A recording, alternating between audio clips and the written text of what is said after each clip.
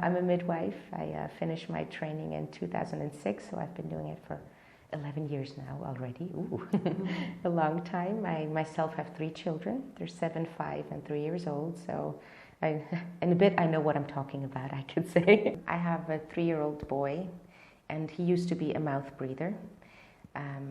He didn't do it because of problems with the teeth development. With him it was because of big tonsils. They were so big that he couldn't breathe through his nose anymore, which caused a lot of problems with his growth. He'd stop growing, he'd lose a lot of weight, he was very aggressive because he didn't sleep properly anymore, and in the end we had to have his tonsils removed. We had to have an operation for him, for his breathing. Most children who breathe through the mouth at that age, it's not because of the big tonsils, it's caused because their teeth and their gum doesn't develop properly because of the use of the wrong pacifier, the wrong dummy.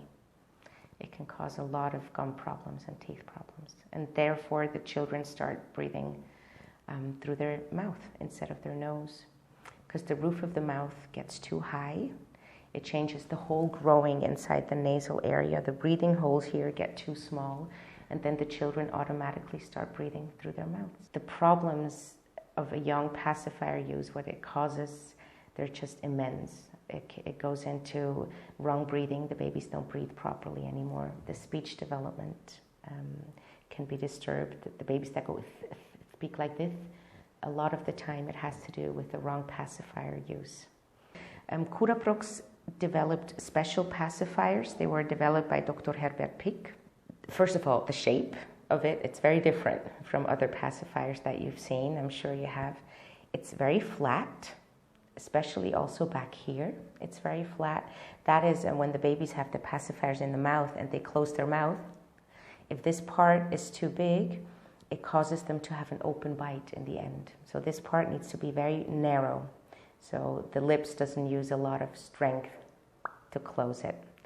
Then what's also very special about this pacifier is how flat it is in the front. It's not as big as other pacifiers, and therefore it doesn't use as much room at the roof of the mouth, and it doesn't cause a negative vacuum there. So it's a natural growth inside the mouth if you use this pacifier. When the kids get older, this is the one you use when they're newborn. When they get older, it even has these funny side wings. These side wings cause the gums to be pushed to the side naturally, and therefore the teeth can grow normally, and your roof of the mouth will not become too high and too narrow. Then one thing that is very, very special is this soft shield back here. When the baby sucks, you can see it comes out. It's kind of like a natural breast feeling movement it does, and therefore it feels a lot softer for the baby. They swallow more easily. They have less swallowing problems with that, and the lower jaw can develop more naturally. Basically, it's biofunctional, you could say. That's the very special thing about these pacifiers. They don't disturb the natural development of the mouth, of the gums, and of the teeth, which makes it very special. Curaprox Baby, many of you might know this product, also has a teething bite ring. What's special about this is it can be a bit of training for brushing the teeth. These are very soft up here. Baby can hold it itself. It can bite on it. It has some things to look at, sensory things for the baby. And it can be used for many months until the teeth are through, and basically, and longer if your child likes it. And then when you get older and the first teeth are actually through, we also have a special toothbrush, also developed by Curaprox Baby.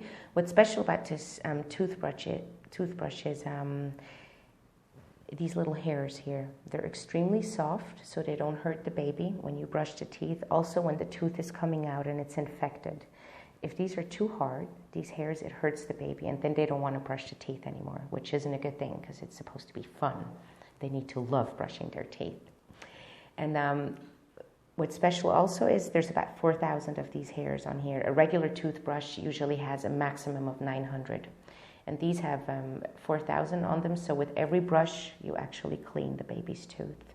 It's very easy to hold for the baby because it's soft here. It's a soft plastic, so it's easy for the baby to hold. It's also soft up here with a soft plastic shell, so you don't hurt the baby's gums while you're cleaning it. And what's very, very, very important is we sell them in a double pack.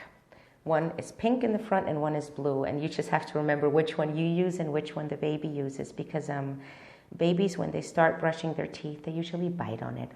And, you know, just do stuff with it you're not supposed to do with the toothbrush. And then it gets all crooked in the front and the cleaning isn't as good anymore. That's why we say use one for the baby to practice with, and then one that only the parents use, which is still intact and therefore cleans perfectly.